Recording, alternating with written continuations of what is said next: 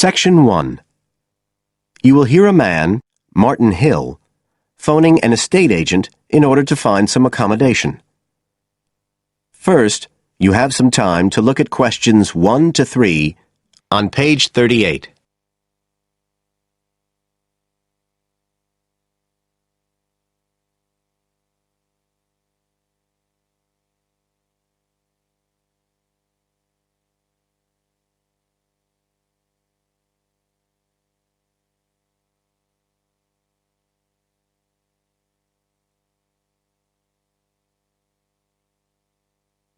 You will see that there is an example which has been done for you.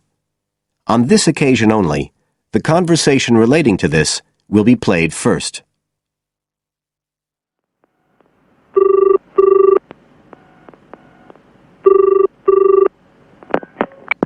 Hello, Brindle's estate agents here.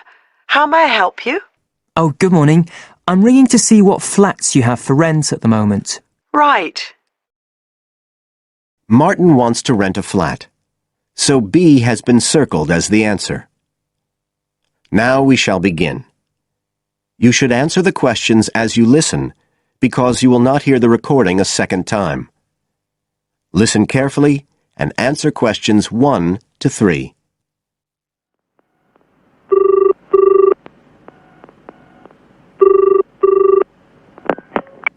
Hello, Brindle's estate agents here. How may I help you? Oh, good morning. I'm ringing to see what flats you have for rent at the moment. Right. Can I start by just taking your name, Mr. Hill. Martin Hill. Right. And are you looking for a flat for yourself or, a family, perhaps? Well, it's for 3 of us, myself and 2 friends. We're going to share together. I see. What about employment? Are you all students? Oh, no, we've all got full-time jobs. 2 of us work in the central bank, that's Chris and me, and Phil, that's the other one, is working for Hallam Cars, at the factory about 2 miles out of town. I'll put you down as young professionals then. And I suppose you'll be looking for somewhere with 3 bedrooms? Yeah, at least 3. But actually, we'd rather have a 4th room as well, if we can afford it, for friends staying over and stuff. Is that with a living room to share, plus kitchen and bathroom? Yeah, that sounds good. But we must have a bathroom with a shower. We don't mind about having a bath, but the shower's crucial. OK, I'll just key that in. And are you interested in any particular area? Well, the city centre would be good for me and Chris, so that's our first preference. But we'd consider anything in the west suburbs as well, really. Actually, for Phil, that'd be better, but he knows he's outnumbered. But we aren't interested in the north or the east of the city. OK, I'm just getting up all the flats on our books. Now you have some time to look at questions 4 to 10 on page 39.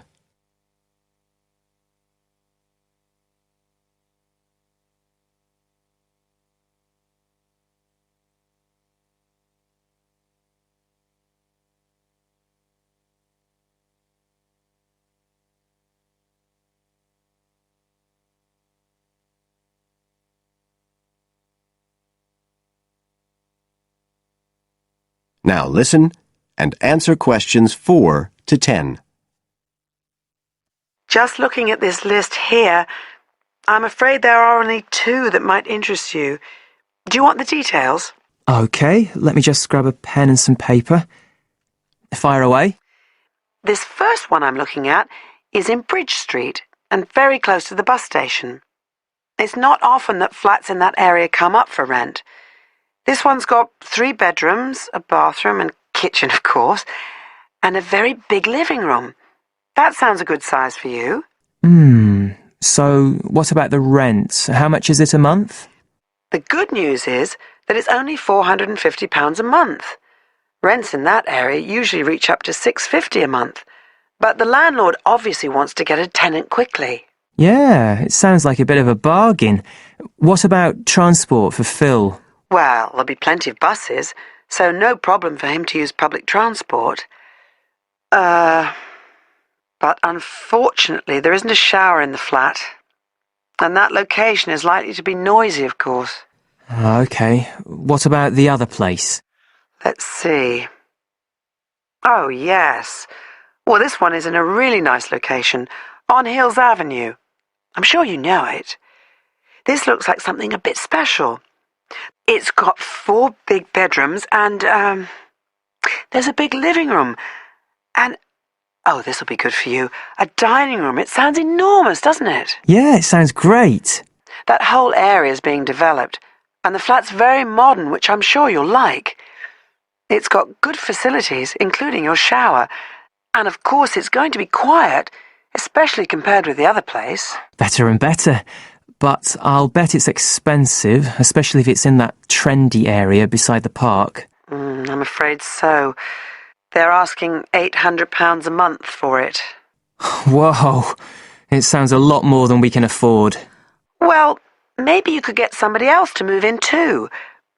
I'll tell you what, give me your address and I can send you all the details and photos, and you can see whether these two are worth a visit. Thanks, that would be really helpful. My address is flat 5. That is the end of section 1.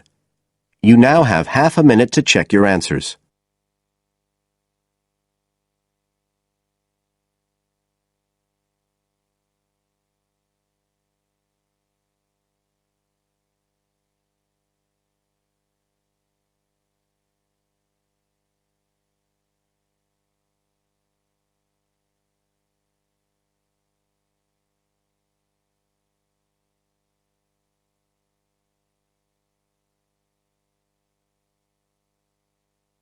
Now turn to section 2 on page 40.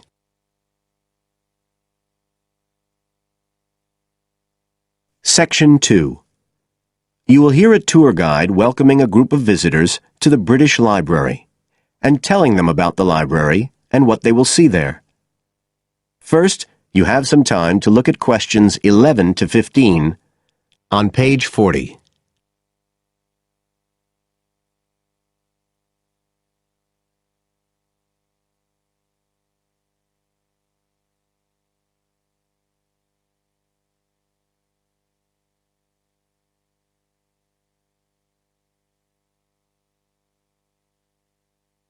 Now listen carefully and answer questions 11 to 15.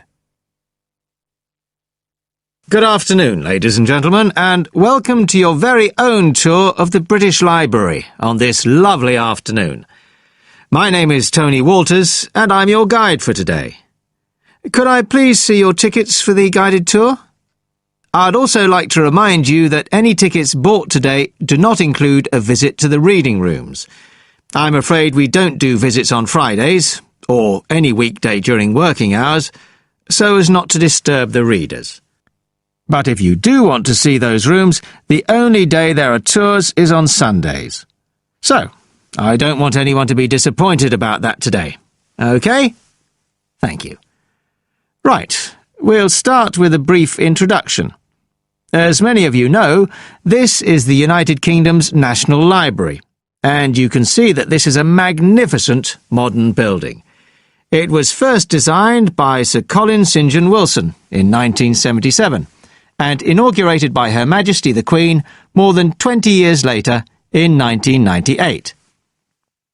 As you can see, the size is immense, and the basements alone have 300 kilometres of shelving, and that's enough to hold about 12 million books.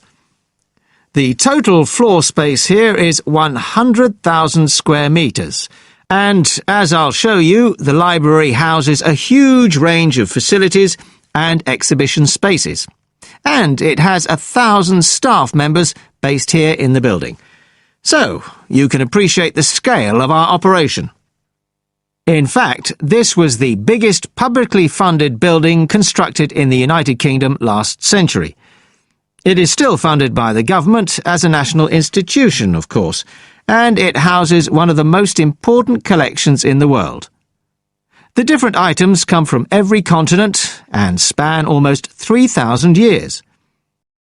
The library isn't a public library, though. You can't just come in and join and borrow any of the books. Access to the collections is limited to those involved in carrying out research.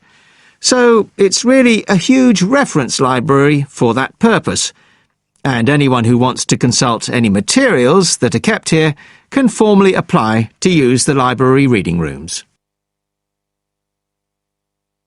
You now have some time to look at questions 16 to 20 on page 41.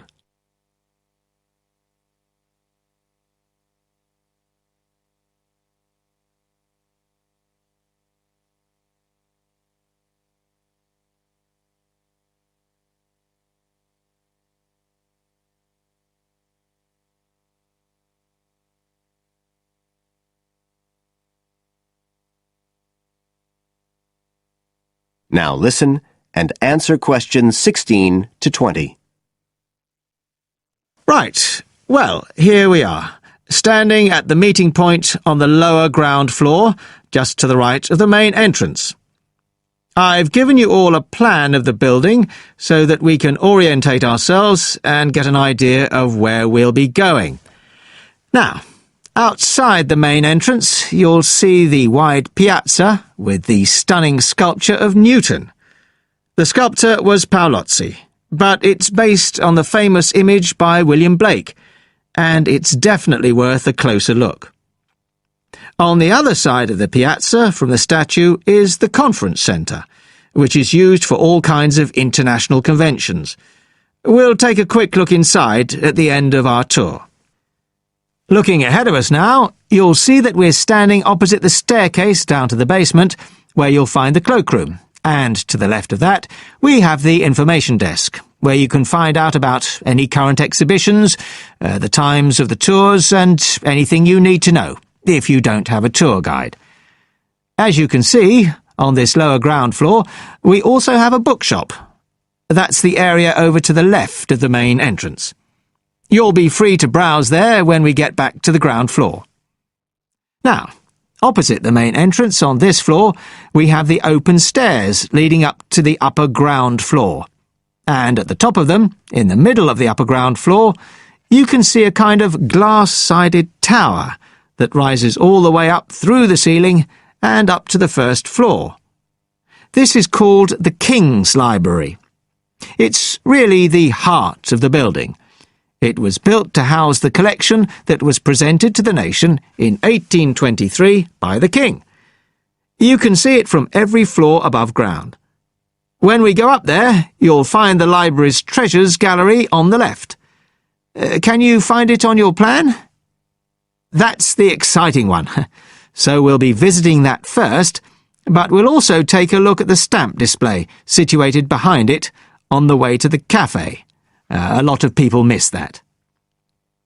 The cafeteria runs along the back of the floor, and in the right-hand corner, you'll find the lifts and toilets. Always good to locate them. The other main area on that floor is the public access catalogue section, and I'll show you how that operates when we get up there. That is the end of section 2. You now have half a minute to check your answers.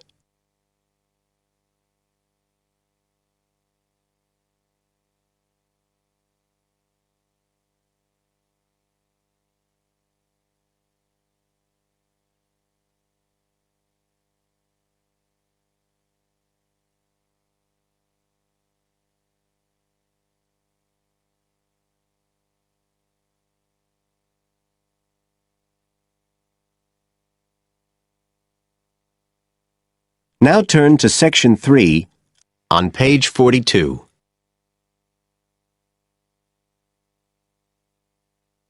Section 3. You will hear a conversation between a student, Dave, and his tutor about a project that Dave has done about work placements. First, you have some time to look at questions 21 to 25 on page 42.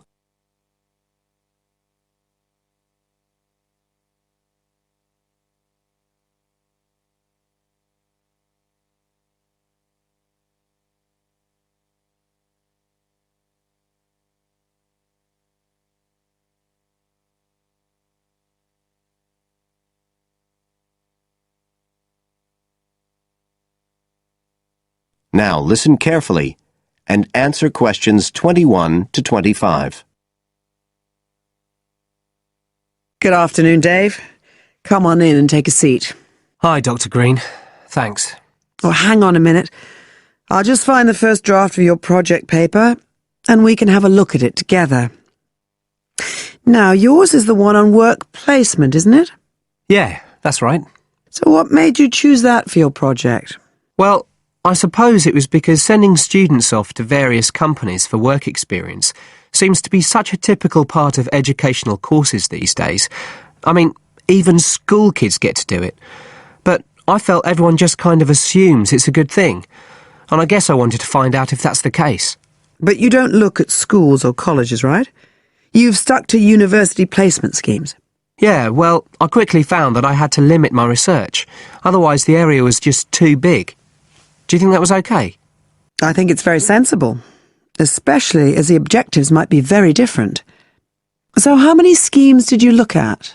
Well, I sent out about 150 questionnaires altogether. 50 of each to university authorities, students and companies. And I got responses from 15 educational institutions and 30 students in 11 individual companies. Great. That sounds like a good sample. And who did you send your company questionnaires to? Well, the idea was to have them done by the students' line managers. But sometimes they were filled in by the human resources manager or even the owner of the company. Right. I didn't find a full list anywhere, so I think it's very important to provide that, really. You can put it as an appendix at the back. Right. I've got a record of all the respondents, so that'll be easy. I hope other things were okay. I mean, I've already put such a lot of work into this project, identifying the companies and so on. Oh, I can tell. I think you've done a good job overall. You now have some time to look at questions 26 to 30 on page 43.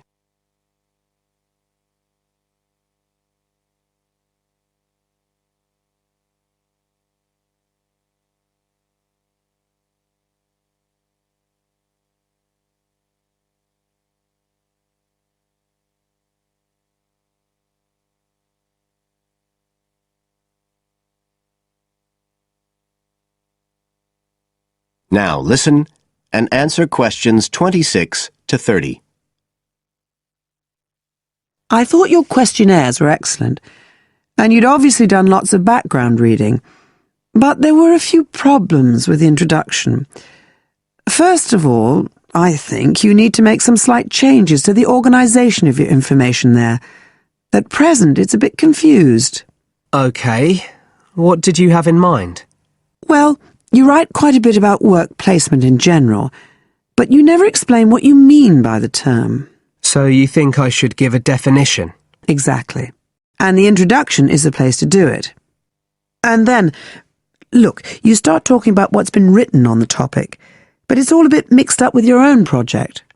So do you think it would be better to have two sections there, like a survey of the literature as the introduction, and then a separate section on the aims of my research? I do. You can include your methods for collecting data in the second section too. It would be much clearer for your reader. Establish the background first, then how your work relates to it. It would flow quite nicely then. Yes, I see what you mean. Anyway, moving on. I like the way you've grouped your findings into 3 main topic areas. Well, it became very obvious from the questionnaires that the preparation stage was really important for the whole scheme to work. So I had to look at that first. And I found a huge variation between the different institutions, as you saw. I was wondering if you could give a summary at the end of this stage of what you consider to be the best practice you found. I think that would be very helpful. Right, I'll just make a note of that.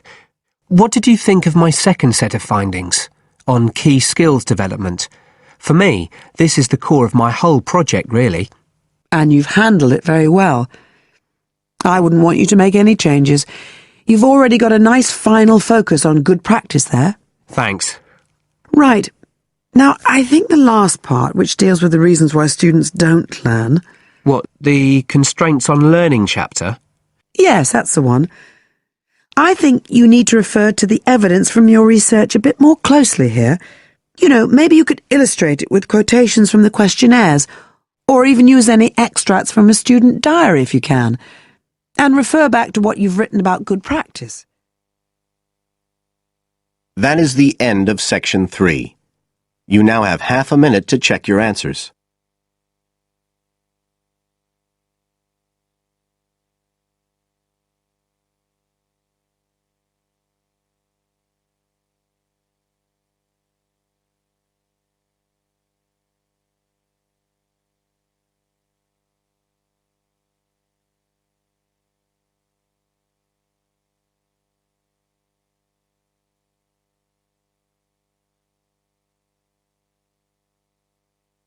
Now turn to Section 4 on page 44.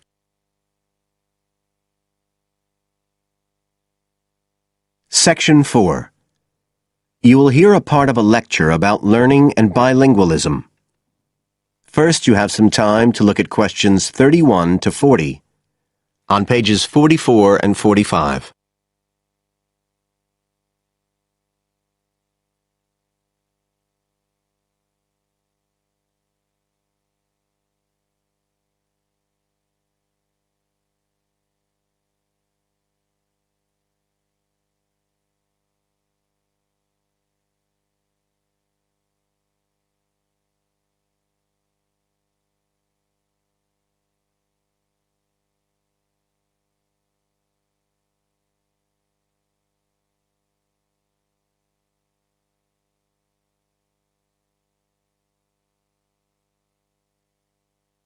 Now listen carefully and answer questions 31 to 40.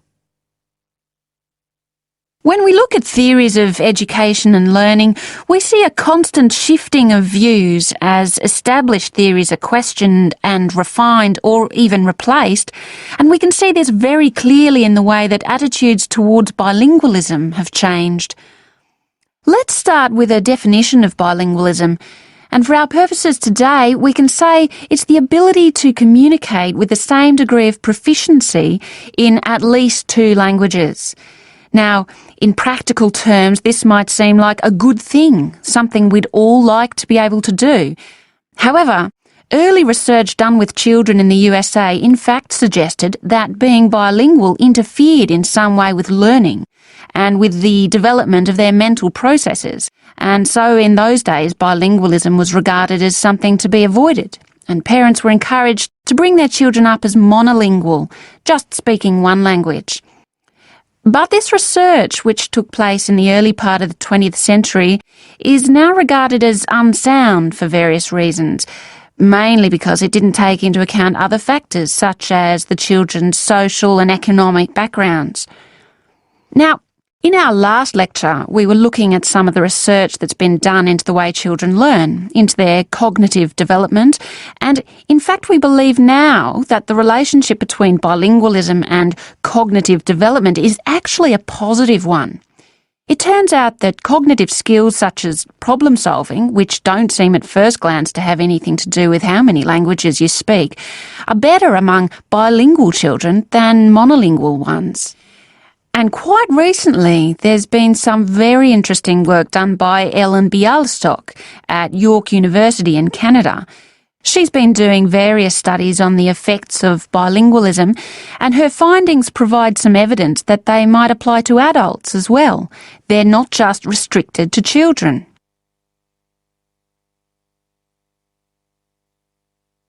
So how do you go about investigating something like this? Well, Dr. Bialystok used groups of monolingual and bilingual subjects aged from 30 right up to 88.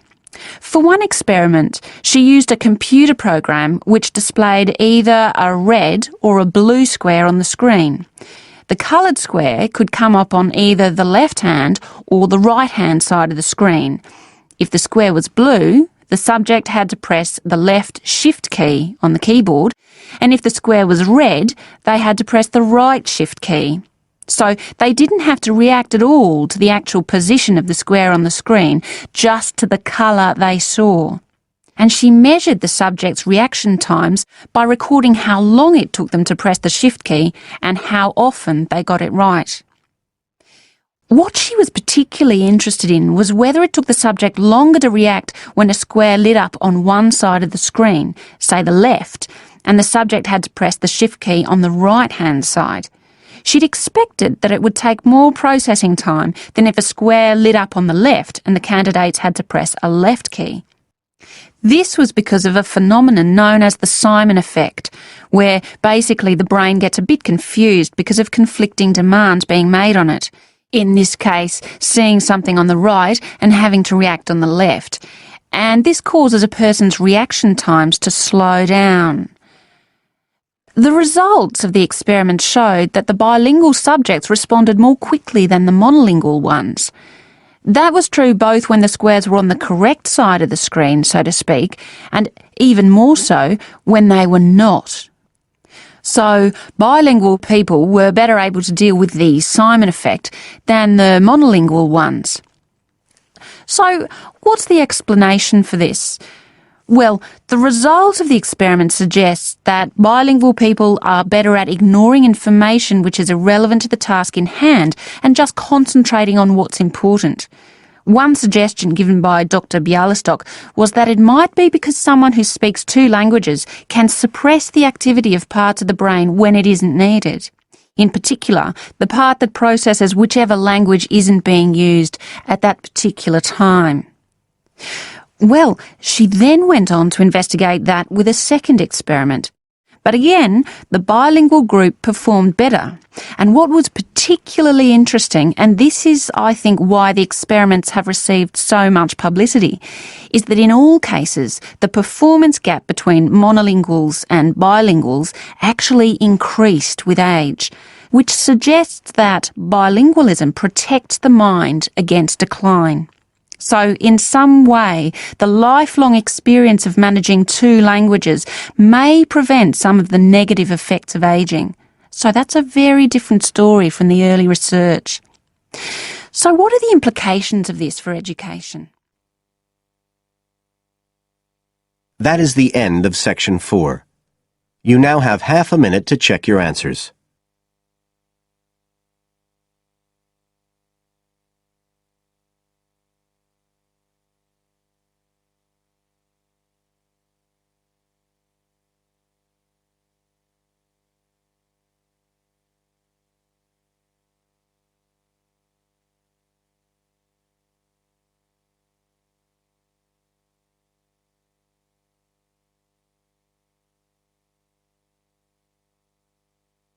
That is the end of the listening test. You now have 10 minutes to transfer your answers to the separate answer sheet.